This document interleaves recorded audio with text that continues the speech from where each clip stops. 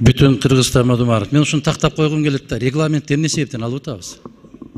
Ушунун түшүндүрмөсү барбы? Бирөө жарым түшүндүрүп бере алабы? Эмне үчүн? Биз биринчи күндөн баштап ушу регламент менен иштешибиз керек эле. Тилекке каршы 6 ай созулуп кетти. Регламентти кабыл албаган парламент башка мыйзамдарды кабыл алууга кудуреттүү болобу?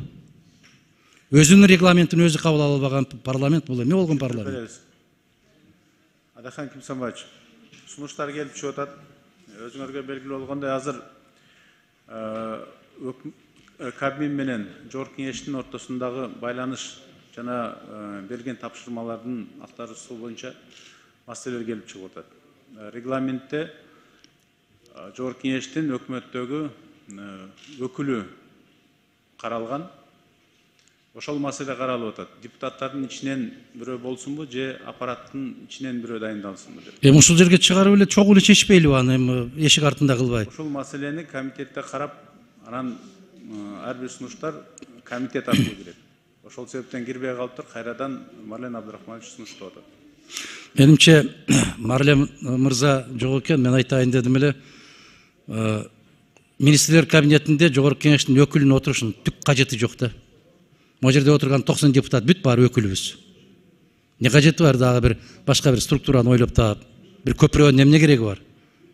Түз эле сүйлөшөбүз, арабыз 30 метр го. Не кажети бар андайдын өкүлдүн? Ошону талантырмач. Каралган регламентте бар.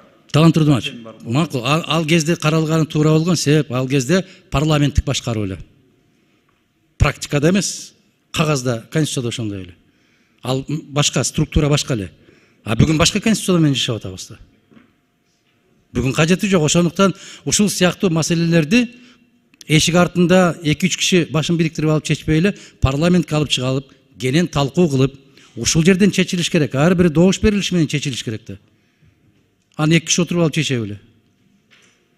Менимче тез аранын ичинде регламентти кабыл алып, парламент толук кандуу иштеп баштабайынча, ыйлаганыбыз ыйлаган.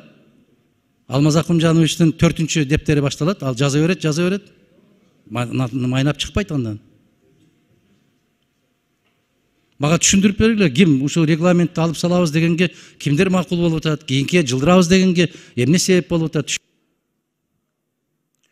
Рахмат, сиздин оюңузду уктук. Калгандарынын да оюн жалпы угуп, анан коллегиалдуу орган добуш берүү менен чечим кабыл алабыз. Урматтуу коллегалар,